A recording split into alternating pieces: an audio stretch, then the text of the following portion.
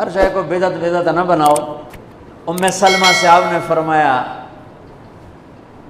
ام سلمہ آج ایک فرشتہ ملنے آ رہا ہے بہت خاص، کسی کو دروازے کسی کو اندر نہیں آنے دینا۔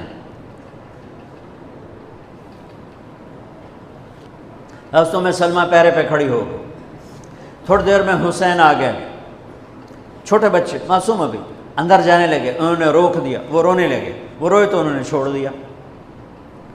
تھوڑی دیر کے بعد اندر سے میرے نبی کے زور زور سے رونے کی آواز آئی، زور زور سے رونے کی آواز آئی۔ ام سلمہ رہ نہ سکی، بھاگ کے اندر گئیں تو آپ نے کیا دیکھا؟ آپ نے حسین کو یوں سینے سے چمٹایا ہوا تھا اور ایسے ہل ہل کے رو رہے تھے، ایسے بلک بلک سسک سسک کے رو رہے تھے، اور آپ کے آنسو آپ کے رخسار اور داڑھی پر کتر کر رہے تھے، اور آپ نے یوں بھینچا ہوا ایسے دبایا ہوا تھا۔ تو حضرت ام سلمہ نے کہا میرے ماں باپ قربان یا رسول اللہ، کیا ہوا؟ آپ ایسے تڑپ کے کیوں رو رہے ہیں؟ تو آپ نے روتی آواز میں کہا، بہتے آنسوؤں کے ساتھ، کپ کپاتے بدن کے ساتھ، کہ ام سلمہ یہ فرشتہ جو مجھے ملنے آیا تھا یہ میرے بچے کو دیکھ کر کہہ رہا ہے کہ آپ کی امت اس بچے کو قتل کر دے گی، اور جہاں اس کا خون گرے گا وہ مٹی مجھے دکھائی ہے اس نے، کہ میں اس لیے اس پہ رو رہا ہوں۔ ابھی تو وہ شہید نہیں ہوئے اور رویا جا رہا ہے، تو ہم تو ان کی شہادت پہ روتے ہیں بھائی، ہم تو ان کی شہادت پہ روتے ہیں، اور یہ قیامت تک روتے رہے گی دنیا۔ قیامت یہ اللہ کا نظام ہے، اس نے کربلا کے واقعے کو یوں کر دیا جیسے ہر سال آج ہی ہوا ہے، آج ہی حسین شہید ہو رہے ہیں، آج ہی عبداللہ کا سر کٹ رہا ہے، آج ہی زینب کی چادر کو پھاڑا جا رہا ہے، آج ہی لاشوں کو گھسیٹا جا رہا ہے۔ وہ میں حیران ہوتا ہوں، ٹیپو سلطان سرنگا پٹم میں شہید ہوئے، دشمن کون؟ انگریز، کون؟ کافر۔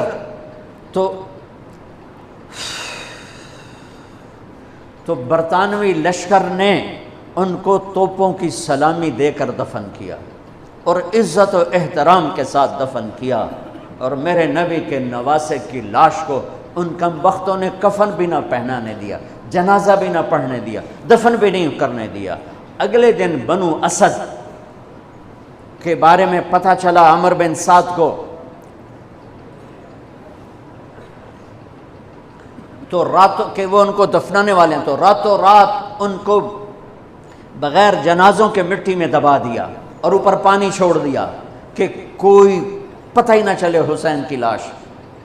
بنو اسد کا بوڑھا آیا، اگلے جب پانی خشک ہو گیا وہ آیا اور اس نے مٹی اٹھا اٹھا کے سونگنا شروع کی۔ سبحان اللہ،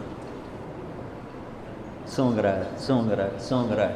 ایک جگہ کی مٹی اٹھا کے سونگا تو اس میں جنت کی خوشبو تھی، تو تڑپ کے بولا یہ میرے نبی کے نواسے کی قبر ہے، یہ میرے نبی کے نواسے کی مٹی ہے، کہ وہ جنت کے سردار تھے تو قبر بھی جنت کی خوشبو پھیلا رہی ہے اس کی۔ حالانکہ بن دیکھی بات ہے، کیونکہ انہوں نے راتوں رات ان کو دبا دیا کہ ان کا جنازہ بھی نہ ہو، لعنت ہو ان کی قبروں پر، ان کی ہڈیوں پر، ان کی روحوں پر، ان کی مٹی پر، ان کی خاک پر۔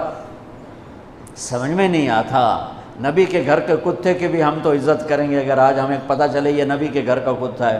ان کم بختوں کے سامنے نبی کے نواسے کھڑے تھے، نبی کی نواسیاں تھیں اور نبی کی اولاد تھی، اور ان کے دل ایسے پتھر، آنکھیں ایسی اندھی، کان ایسے بہرے کہ انہیں ایسے تلوار چلائی جیسے سامنے کوئی رومی لشکر کھڑا ہو، یا جیسے سامنے کوئی فارسی لشکر کھڑا ہو۔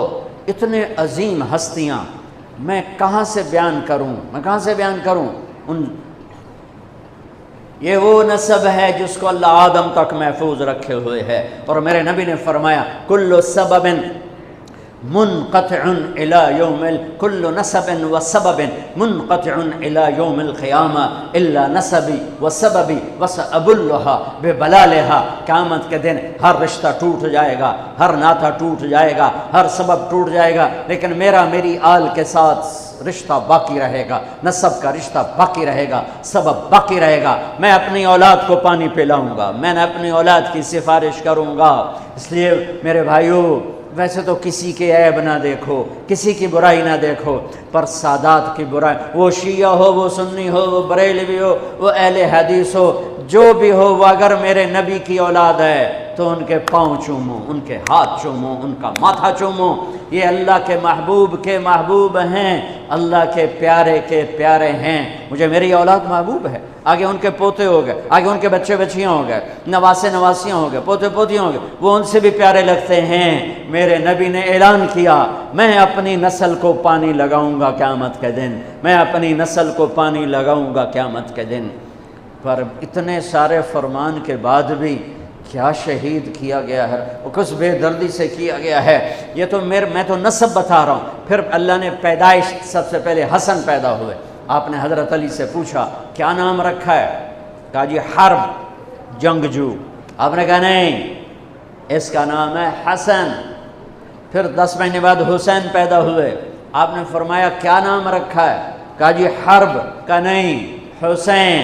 پھر آپ نے فرمایا یہ 2 نام میرے اللہ نے آج تک کسی کے نہیں رکھے، سے پہلی دفعہ میرے بچوں کے نام رکھے جا رہے ہیں، حسن اور حسین۔ پھر آپ نے ان کو گڑتی دی، اپنا لعاب، اپنا حسن کو بھی حسین کو، دونوں کو اپنا لعاب نکالا اور حسین کے منہ میں ڈالا۔ اور ایک ہفتے دونوں کے ساتھ یہ کیا، ہفتے کے بعد بال منڈائے، عقیقہ 2 چھترے ذبح کیے حسن کے لیے بھی، 2 چھترے ذبح کیے حسین کے لیے بھی، عقیقہ فرمایا، گود کھلایا، حسن کو اٹھایا، انہوں نے پیشاب کر دیا، اب ہلے نہیں۔ مجھے نہیں یاد کہ میں نے اپنے بچوں کو چھوٹی عمر میں اٹھایا ہو اور اس نے پیشاب شروع کیا ہو اور میں نے اسے بٹھائے رکھا ہو، میں فوراً اٹھا کے ادھر، یا میں نے پتہ لگا پیشاب کر رہا، میں چاہتے اتھے باہر چھڑیا۔ لیکن میرے نبی نے، حسن نے بھی کیا، حسین نے بھی کیا۔ اور حضرت حسن کا تو واضح، آپ یوں لیٹے ہوئے تھے، آپ کا پیٹ سے کپڑا ہٹا ہوا تھا اور حسن آپ کے پیٹ پر بیٹھے تھے، تو ان کا جو پیشاب ہوا تو سیدھا آپ کی ناف میں گیا۔ اور نبی پاک ذات، پیشاب ناپاک، وہ تو ہر چیز، ہر ناپاک سے دور ہوتے ہیں، لیکن جب حسن نے پیشاب شروع کیا، میرے نبی ایسے ہو گئے، ایسے بالکل ایسے، ہلے نہیں کہ بچہ کہیں پیشاب نہ روک دے۔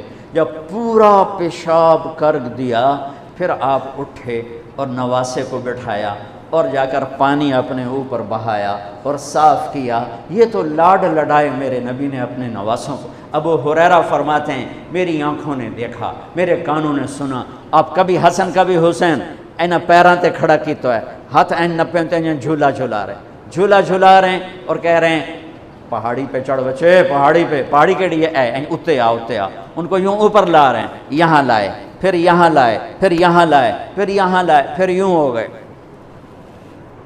اور ان کے ہاتھ پکڑ کے یہاں تک پہنچایا، یہاں، اور پھر آگے بڑھ کے بوسہ لے کر کہا اے اللہ میں ان سے پیار کرتا ہوں، تو بھی ان سے پیار فرما۔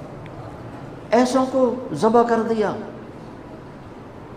کتے کو مارتے ہوئے رحم آتا ہے،